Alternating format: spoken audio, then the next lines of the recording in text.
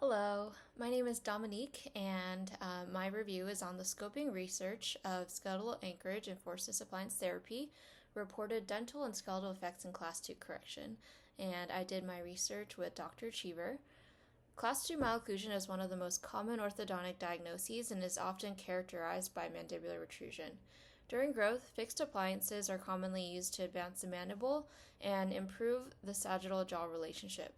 One of the most widely used appliances is the forceps fatigue resistant device, or forceps FRD, because it is durable, easy to place, and does not rely on patient compliance.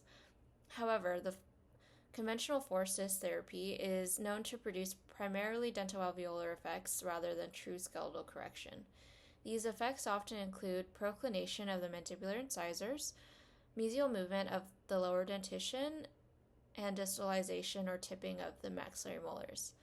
To address these limitations, skeletal anchorage has been introduced as an adjunct to forceps therapy. By transforming reaction forces from the dentition to bone anchored devices such as mini screws or mini plates, skeletal anchorage may reduce unwanted dental side effects and increase the skeletal contribution to Class 2 correction. Although several studies have investigated skeletal anchorage supportive forceps therapy, the literature remains heterogeneous in terms of anchorage design, study methodology, and reported outcomes. This variability makes it difficult to draw clear conclusions about treatment effects. The objective of this scoping review was to identify and synthesize the available evidence on the skeletal and dental effects of skeletal anchorage supported forceps appliance therapy in patients with Class 2 malocclusion. Specifically, this review aimed to characterize reported treatment outcomes, compare skeletal versus dentoalveolar contributions to Class 2 correction, and identify gaps in current literature to guide future research and clinical application. This scoping review was conducted in accordance with PRISMA guidelines. A comprehensive literature search was performed across electronic databases such as Google Scholar and PubMed to identify studies evaluating forceps appliance therapy with and without skeletal anchorage. Studies comparing conventional forceps therapy to skeletal anchorage supported forceps therapy were included. Systematic reviews and meta-analyses were excluded to avoid duplication of primary data. Eligible studies consisted of human clinical investigations, including clinical trials, retrospective studies, and case reports that reported skeletal and or dental outcomes. Skeletal anchorage methods included mandibular mini-screws, mandibular symphysis mini-plates, and bimaxillary mini-plate systems. Data extraction focused on cephalometric skeletal outcomes such as SMB, AMB, and mandibular length measured by condyle and tenathion, as well as dental outcomes including incisor inclination and IMPA. Due to heterogeneity in study design, anchorage configuration, and outcome reporting, findings were synthesized descriptively and no meta-analyses were performed. Overall, the findings suggest that incorporating skeletal anchorage into forceps therapy results in a greater skeletal contribution to Class 2 correction compared with conventional forceps treatment. Across the included studies, skeletal anchorage supported forceps therapy was associated with increases in SMB and mandibular length, along with reductions in A and B, indicating improved mandibular advancement and skeletal correction.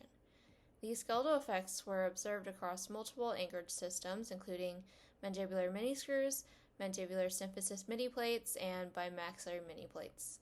Notably, studies utilizing bimaxillary mini-plates demonstrated minimal maxillary changes alongside mandibular advancement, suggesting enhanced anchorage control and reduced maxillary dentoalveolar compensation.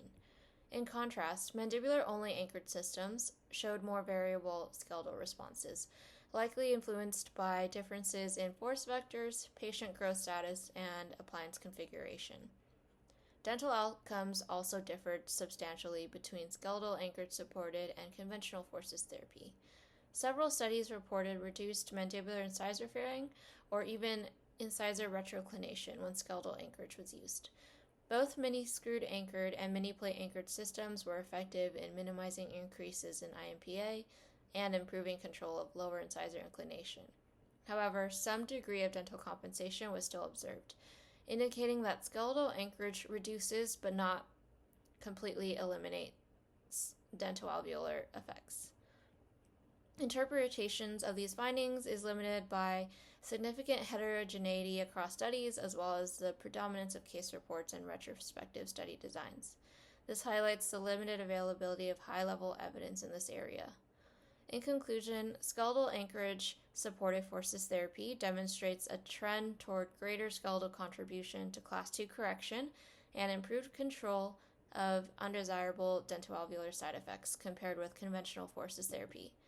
Favorable skeletal changes, including increased mandibular position and length and reduced AMB, were reported across multiple anchorage designs, although the magnitude of these effects varied.